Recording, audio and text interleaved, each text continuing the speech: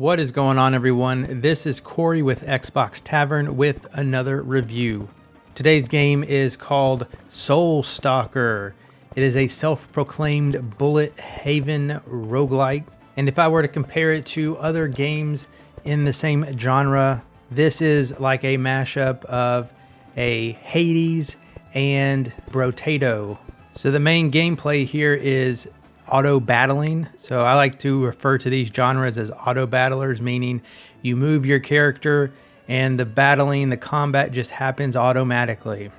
In Soul Stalker, we take this Paper Mario-esque art style and mix it with this auto battling, and what we get is a addicting game that gives you shorter form and longer form gameplay sessions based off what you want to do. So to start out, you have this hub world that you come from, and in this hub world you can change characters, you can select the job that you want to take on, you can buy and unlock trinkets and weapons, and go on journeys. Doing certain objectives in this hub world will open up gates to further along the story and also add a little bit more to the game. So it is worth your time to explore those gates and what their objectives are, so that you can not only experience the game differently than you may normally, but also to kind of get a little bit more out of it. So let's talk about the differences between jobs and journeys. You are going to be introduced quickly to the job board. This is a board that has 3 random jobs or assignments on it. These are going to give you a starting character, which they all have different perks and abilities. It's going to give you a starting weapon and trinket. All of this is random. If you accept a job, you are taken into that path, that gameplay session, where you are going to then go on your Hades-like pathing system to choose whether or not you want to heal, buy trinkets, buy weapons, face regular enemies, face elite enemies, all the way until you get to a boss stage. So the option of choice is going to play strategically into your game. Once you're inside a combat mission, which is where the game actually takes place, it's just like any popular auto battler. The screen fills with enemies, and it is your job to dodge them and to attack them, again, automatically. They will drop coins. Those coins will then aid you in unlocking more weapons for your build or trinkets, which alter your stats in various ways. Now, once you get to the boss, which is usually over a handful of combat missions, and you defeat that boss, that job is done. You return back to the world with so many souls. These souls are a currency where you unlock weapons and trinkets for your journeys. The journeys are the longer form version of a job.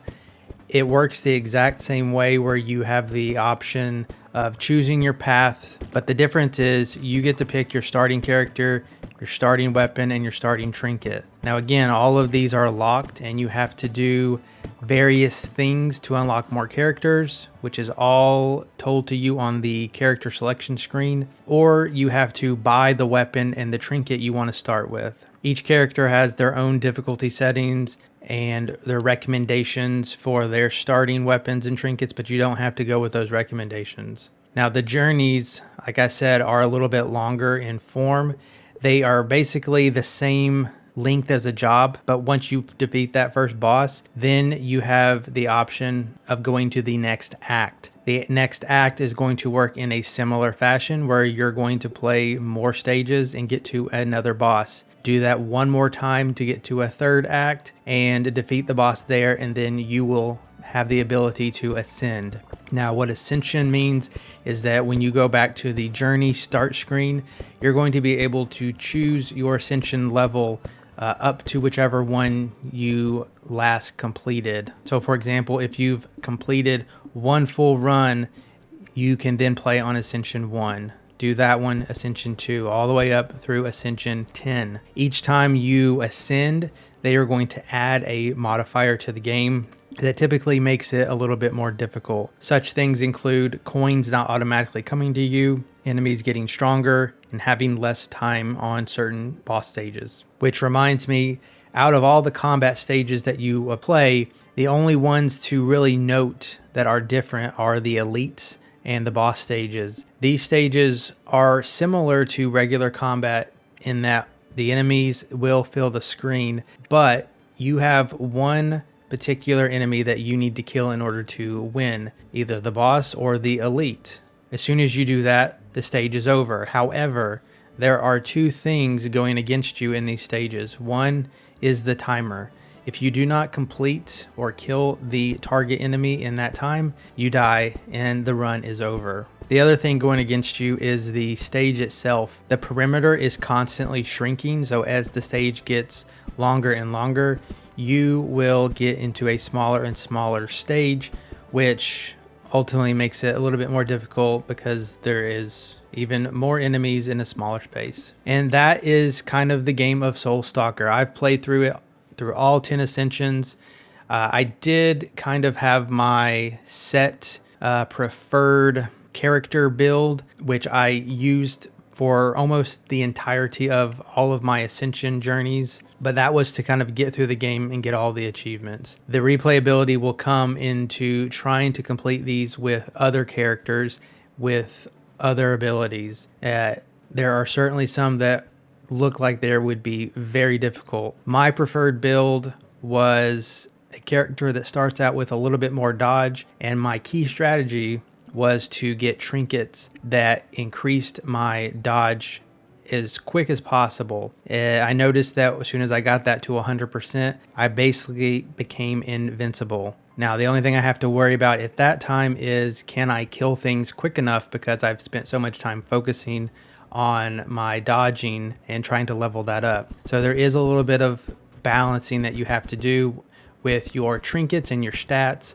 versus actually being able to kill the enemies. The only other thing at play that I have not mentioned yet is when you beat a stage, you do get a reward of getting a random stat increase. These come in different forms that you get to pick, and you can spend the currency that you're gathering to re-roll them, and the more re-rolls you do, the more expensive those get. So there is a balancing act with the currency, and with the elites, once you beat the elite, you get to pick a perk as well. So those are things to keep in mind. But yeah, this is Soul Stalker. I actually had a pretty good time playing this. I didn't really want to put it down once I got it, and it kind of quickly became a little bit addicting. It was nice to have the shorter form content in the job board where I can kind of sit down and knock something out very quickly. But the meat of the game comes in form of the journeys and the ascensions, because you need to do those in order to progress through the gates to kind of get through the story